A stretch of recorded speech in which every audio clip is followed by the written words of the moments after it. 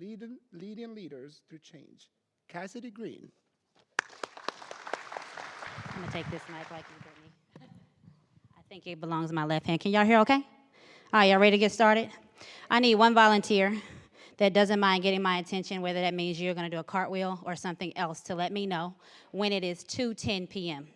I need to know when it's 2:10 p.m. I got a volunteer back here in the black. That means if you got to stand up, kick your leg, you need to let me know.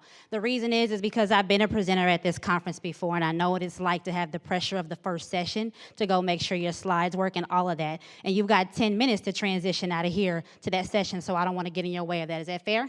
If she doesn't do her job, we're going to hold her accountable, right? All right, let's get this party started. So, I'm Kassidy. How do we end up here?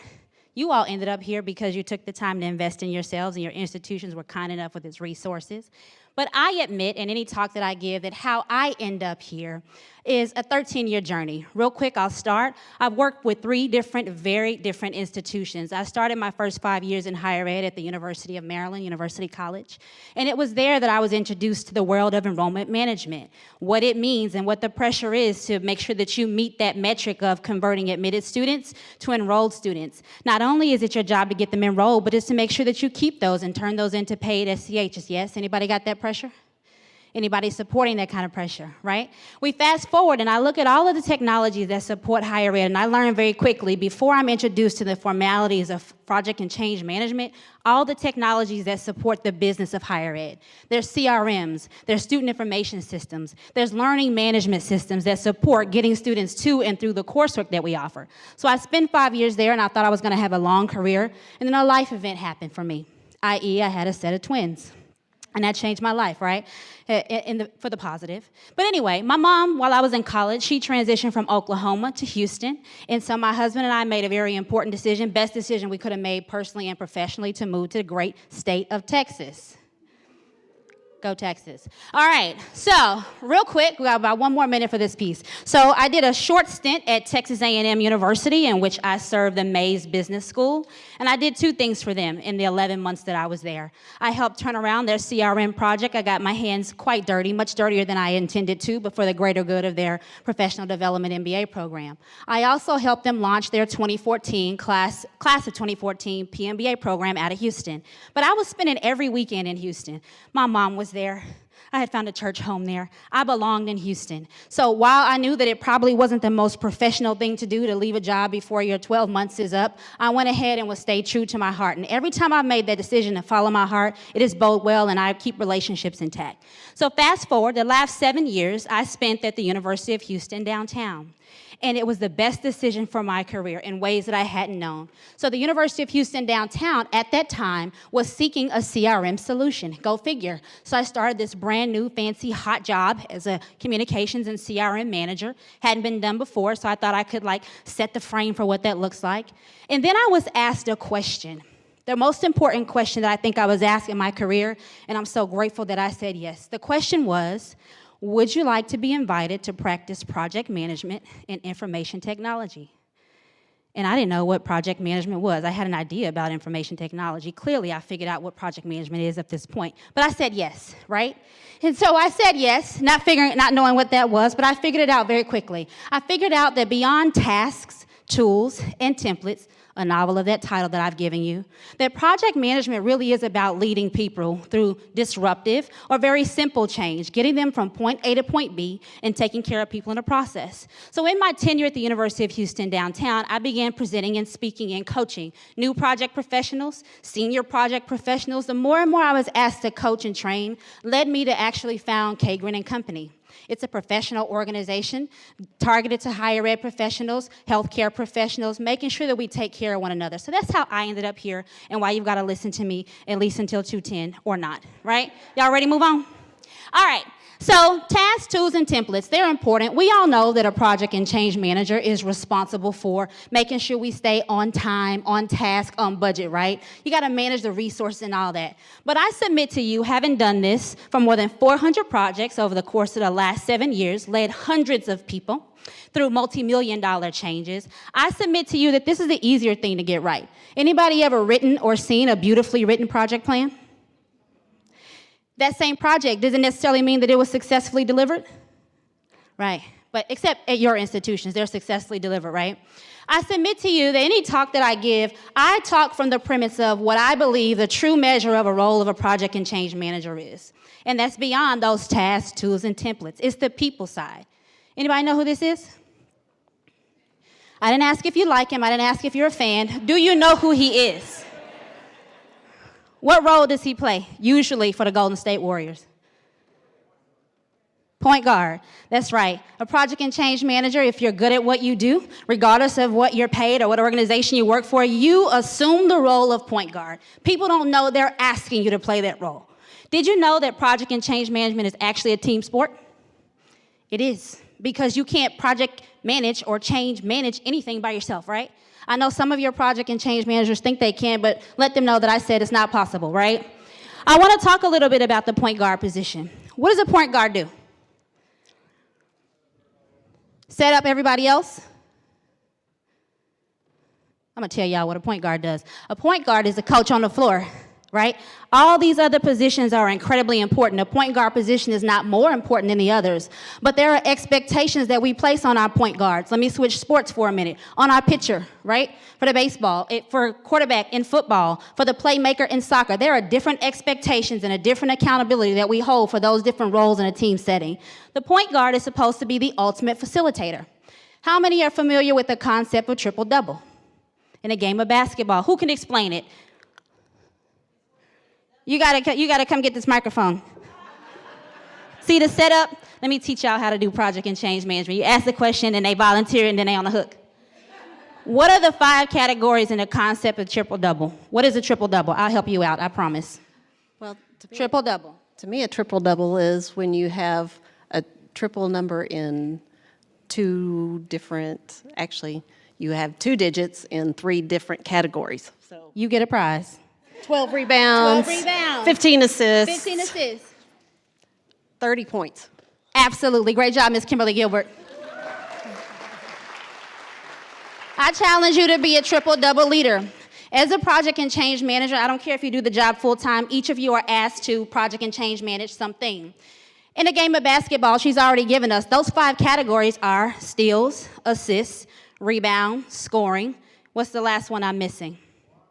Blocks. You got it. All right. So I'm going to talk to you about 5 pillars that I have lived by and I've seen wild success over my 13-year career, and you have the opportunity to apply those to your career so you can be a triple-double leader. Y'all ready to move on? All right. Those 5 areas are what I'm going to show you now. But what I want to talk to you about is oftentimes we limit our definition of professional development to moments like this. We come to a conference. We're so gracious to the people who volunteer their time unpaid to go give sessions to you, meaning they've done their job, their daytime and nighttime job for their university, and they put a session together for you, right?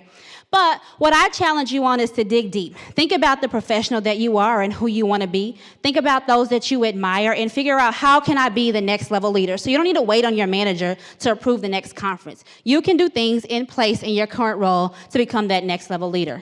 So I'm going to talk to you a little bit about the importance of culture and how you cannot move to the next place. You cannot move people, at least not in large numbers in an impactful way, until you embrace your organization's culture. I'm going to talk to you about the challenges and opportunities surrounding communication. I'll also talk about the fact that you need to face your conflict head on, whatever that looks like, even though it doesn't feel good all the time. Then I'll talk about service needing to be the pinnacle of what you provide your organization. But at the heart of all of that, where you are truly measured and where you are set apart is the character that you have, the thing that people can't see, but how your behaviors manifest based on that character. Y'all ready? All right.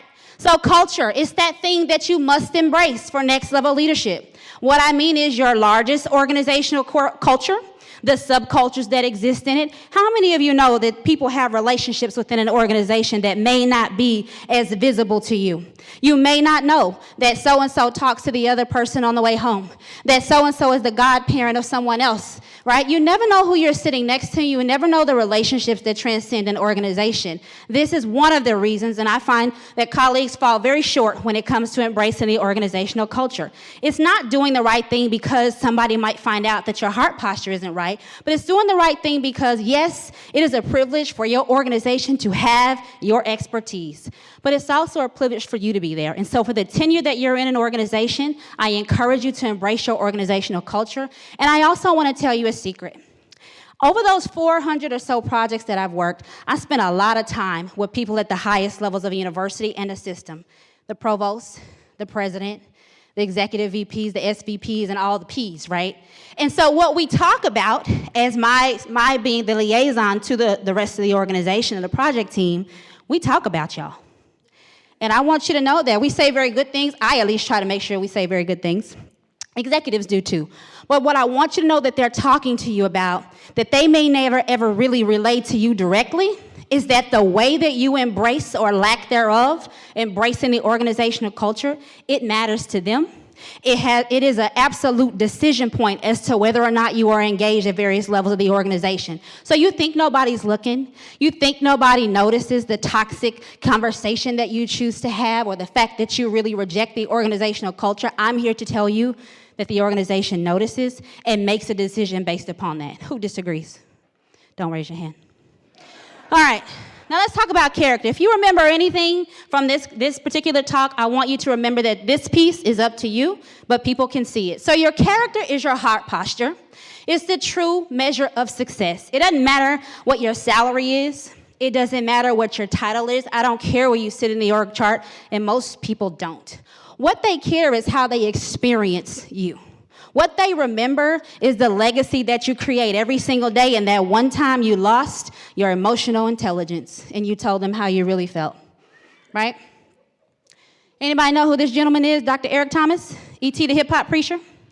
He has one thought that I've lived by for so many years, but I've only recently discovered the way that he's packaged here, and I'll read it with you. It says, your talent can take you places that your character cannot keep you. Be careful of who you are. I'm going to give you that awkward moment where you're like, yeah, I get it. That's right. How many great leaders who have created a great legacy in this country and around the world lose their legacy all in a moment because of a character flaw? Nobody at your institutions, right? Nobody you've ever met. But there are people that we can all think about, several people, right? They amass a massive amounts of wealth and a richness in the world, well beyond money. But they have this legacy, good things that they've done. But it's one moment that changes that, yes? Be careful of who you are. Communication. It's your greatest challenge and your greatest opportunity. The reason it's challenging is because whether you like it or not, you're always communicating. I am fully aware that people usually meet my hair before they focus on my face. I have not chosen to change that intentional communication. I enjoyed the reaction, right? It's that awkward moment where they look up and then they look down real fast to see if you were looking up, right? I'm okay with that, right? But is it the message that I intend to send? They also make some assumptions. Some ways they're right, some ways they're wrong. One assumption they get right is that I don't use a comb. The decision that they think I should make is to use one, and they're absolutely wrong, right? You're always communicating. What you chose to wear today, the fact that you choose to have good hygiene, it matters. People talk about it, right? It matters how you are presented to the world in your emails. For those of you who send emails and don't address people when you send them, stop doing that, right? It sends a message before I can even get to the content of your email because what? What's wrong with that kind of communication style? It's disrespectful, right? You may have the best intentions. You may be the best subject matter expert when you send that communication. The other thing I'm going to give you a tip on is to stop copying the world when you haven't heard from me. Yes? Now, I'm guilty of this as a project manager, but I play a different role than most people, right? I'm accountable to some folks about where your status is, but don't do that, right? The reason that communication is your greatest opportunity is because you can level up in that area. And the way that I challenge you to do that is to get some feedback. The needs improvement kind from your peers, right? Don't ask your manager, right? First of all, they're probably not going to be able to give you the clearest picture because they don't spend the most time with you. Who spends the most time with you in your organization? Your peers, your colleagues, right? Let me tell you, you ask a colleague, now don't make the mistake that I made, just asking open-ended, give me some feedback, right? Because they'll have a laundry list of things that they want to tell you. Be prepared for that, and if you're not humble enough, take baby steps. Ask a colleague that you trust, who may also be considered a friend. Give me 2 or 3 things that you think I can improve upon with my communication strategy. And think about it, meaning don't tell me right now because I'm really not ready, right? But when I get ready, I'll be looking for those 2 or 3 things. Let me know what you think I can improve upon and then hold me accountable over a period of time. Whoever's brave enough to try that, give me a call, let me know how that conversation goes, and make sure that you keep your relationships intact no matter what they tell you. If you don't want to know, don't ask, right? If you don't want to level up, don't ask. All right, let's talk about this. Anybody know what this game is? I'm going to take you back to your elementary school days. Double Dutch. Who was not so wise to play this game? It hurts. Especially hurts when you grow up and you try to do it. All right. The reason I'm making this analogy is that in a game of Double Dutch, there is an undeniable dilemma.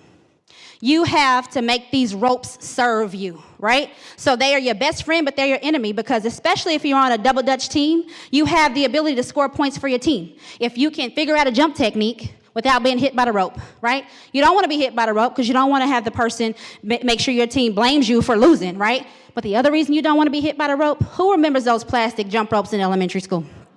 They hurt, right? Conflict is really the same way. Let me tell you, there are a few concrete things that I hold true in my career, no matter what job I'm doing at that time. And one of the things that is a pinnacle for my continued success is my willingness and skill at facing conflict head on, helping our executives really understand that conflict's even happening in our organization, and choosing to be a repeated problem solver. If you avoid conflict, those rooms that I talked to you about where the executives have conversations about who's up next in the succession planning, I'm telling you, the people who come to mind are the folks who are willing to play that delicate balance and get into Double Dutch when it comes to conflict. Anybody disagree? Okay, I won't give you the mic. The last point I'm going to make, I'm going to be very brief. Where are we on time? Is it 2:10? I need to make sure you're doing what you're supposed to do. All right, we good. This last point I'm going to make, and then I'm going to hear from y'all, is about service, right? I'm not talking about just being a servant leader. I'm saying that your greatest opportunity is that service is the ultimate expression of leadership. We can all think of a leader that we admire. I don't care what their title was in an organization. I don't really care what they did in the world. We can think of leaders who inspire us to be better, not so much because, again, they have some visual outward expression of success. What kind of leaders do you admire? Give me a name. Or I'm going to have to come see you. Give me a name. I have to pick on somebody. What kind of leaders do we admire? I'm going to come over here. So y'all want to put somebody on the elbow and say, hey, tell her a leader so we can move on. Name a leader that you enjoy. She's trying to look away from me. Give me a leader. I don't know. Can't think of anything right now. Just Anybody. I don't care who it is. They don't have to know him. okay. Mother Teresa. She got you off the hook. Okay, that's fine. At the risk of being in trouble, I was going to say Donald Trump, but Donald Trump. Hey, you won't be in trouble. What do we appreciate about a Donald Trump? What do we appreciate about a Donald Trump and a Mother Teresa? Passion. What? Y'all, I'm recording this. You need to be cordial. What do we appreciate about those two types of leaders who have served our country in very different ways but meaningful ways? What do you appreciate about them? They think of others, right? When you're serving your colleagues, you can do that. You don't have to be a Donald Trump or a Mother Teresa. I can tell you it will bode you well in your career if you choose to keep service at the heart of what you do. All right? How we're going to apply this to our actual professional lives. So what we'll do is create our own growth plan. You can take it or leave it. But as I said, if you take nothing else from this talk, think about your own character. It will set you apart for the trajectory of your career. Culture. You need to choose and commit to your organizational culture. For the time in which you are in that culture, you need to embrace it. You need to represent it well. How many of us have seen someone lose their job when they were not on the clock because they did something against organizational culture? It matters, right? I'm not just talking about trying to stay off of the pink slip line. What I'm saying is make sure that you have the ability to impact your organization at the highest levels. Doing that means you got to embrace the culture. Now, this one is silent. You don't have an accountability partner. It's all up to you. But it will manifest itself over time. Silently and honestly, practice heart-changing habits. Any of you have been in my emotional intelligence talk, you know I give the example, fix your face, right? I don't mean like figure out how to have the best poker face. What I mean is think about what you're thinking about. There is a saying that the heart is wicked.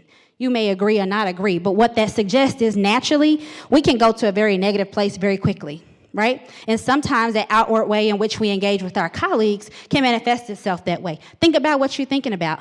Challenge your heart posture to change in a very positive way. I assure you it will impact your career positively. And finally, upgrade your communication skills. Become a better observer and listener. There are some statistics in project management that says 99% of project management is communication, right? But I'm saying you a great percent of that 99% is about how well you read the room, how well you observe and listen to what is being said within your organization and in your industry and what's not being said, how well you observe and listen to who's doing the talking, who's not talking but may also have influence and power. Practice your double Dutch skills. Get in the face of conflict. Become a problem solver.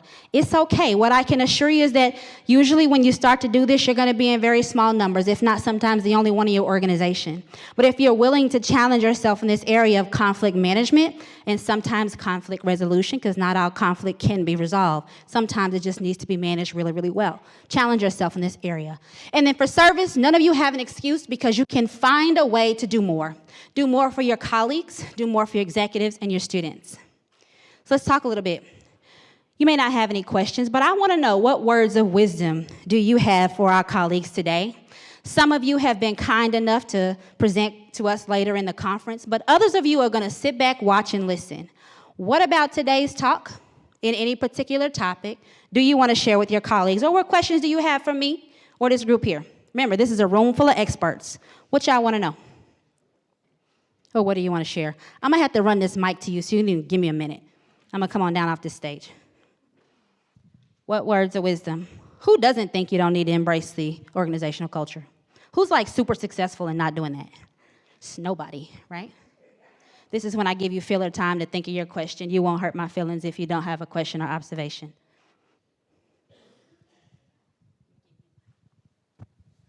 Thank you. So I have a question in regards to, I can appreciate appreciating the culture and supporting it. What if you need to change the culture, if it is a negative culture? You just leave. I'm just kidding. I'm kidding, right? What if you need to change the culture? That's what this whole talk has been about. You have a lot of power and influence within yourself. Model behavior is the best way to get that started. I feel like you have an additional comment, so I'm going to come your way. If you say, no, thank you, I'm fine. But the first thing is that you can start with you. I think the other thing you need to do is stay focused on where the organization needs to go, and then the particular steps we intend to take to get there. And then be honest and direct with a small, trusted circle that may not put you out of the organization before you get an opportunity to share where our organizational culture may be misaligned. So language is important. So you probably don't want to start your call or your meeting with, our culture is messed up, right? You want to take a very project and change management approach, which is ask explorative questions. Lead people to the water to get them to conclude a similar conclusion that you've already had.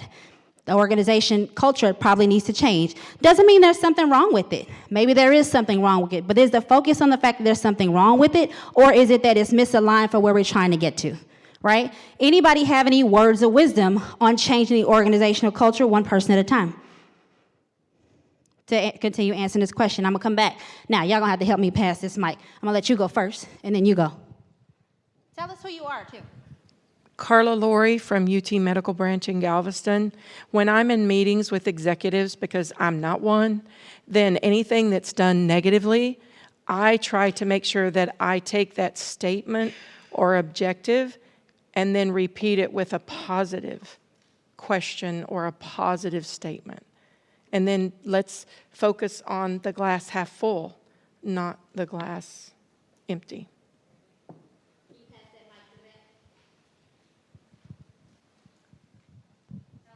Thank you. I'm Paul Taylor with Gideon Taylor.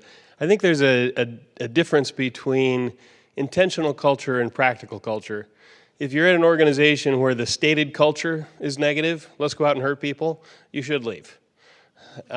Usually the challenge is that the culture that is stated and that's intended is not put into practice terribly well. So by embracing the actual intended culture and acting that out very objectively and referring back to it, we have people in our organization who are great at that.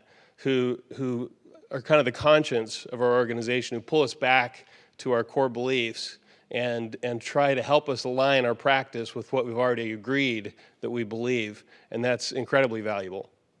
Very good. Who wants to add to that? Let's switch topics. Go ahead. I'm Marietta Milligan from UT System. I really think if you're looking for culture change, you start with communication. If you can get a few people to buy into the new culture, and you let that permeate through to where others begin to buy in also, then pretty soon you've got a culture change. It's not going to happen if somebody dictates to you that there's a culture change. You've got to get them to see the vision. Anybody else? All right, I'm gonna help you so you don't have to walk all the way back down. Tell us who you are. Hi, I'm Jennifer Bass. I'm with UT System. I'd like to say that, you've heard the term knowledge is power, but not reserving that knowledge just to yourself, but sharing is so important. There is power in sharing and not keeping the information to yourself, but presenting it to other people and allowing everybody to come up to, to level with you. And the other thing is to lift people up around you. That's the way you change culture. I agree. Thank you. Anybody else? Anybody have any words and wisdom on another topic? Communication, service, double Dutch, the wizards. Anything?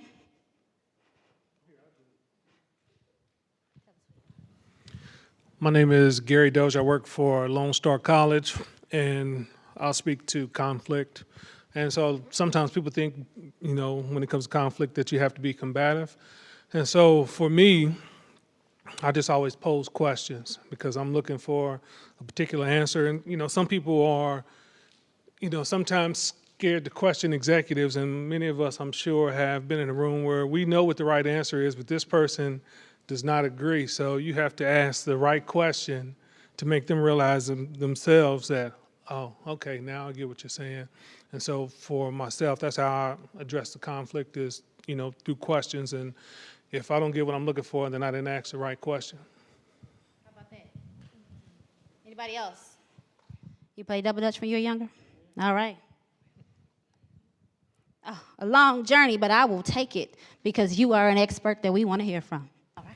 Hi, my name's Scott Harmon at UTD. I think one of the things about conflict resolution is keeping an open mind, because while you think you are a subject matter expert, you may not have all of the answers, and people have wisdom. Very good. Thank you, Scott. Anybody else? You're being recorded. This is your big, celebrity moment. It's 2:10. Sharita has let us know that. All right, we appreciate that. A couple of things before I close. HUG is very intentional about building out its project and change management offerings, literature, community, right? That's one of the reasons that this topic was timely for the Shrug Alliance Conference. If you have not joined one of the PCM webinars, there is a 4-part series coming up. Not quite sure who's presenting that. Right? Leading Leaders Through Change. It's going to start as early as next week, July 31st. We're going to talk about everything from where love has its place in the workplace, so you can totally not come to that one if you disagree. But we'll continue this particular theme. But I also encourage you to share, right? I'm not doing anything other than sharing my knowledge, wisdom, expertise, and asking you to share with others. There are some other great webinars that are coming up. My final thought is embrace your inner point guard. And always strive to be a triple-double leader. If you want to connect with me, I'll be at the conference. I'm actually going to Ms. Kimberly Gilbert's session on communication and project and change management, followed by Birds of a Feather. But you can reach me at any time for any reason, whether you want to talk about Steph Curry, you like him better as a shooting guard as opposed to point guard. We can talk about bananas. We can talk about whatever. Thank you so much for giving me your time today. I look forward to learning with y'all.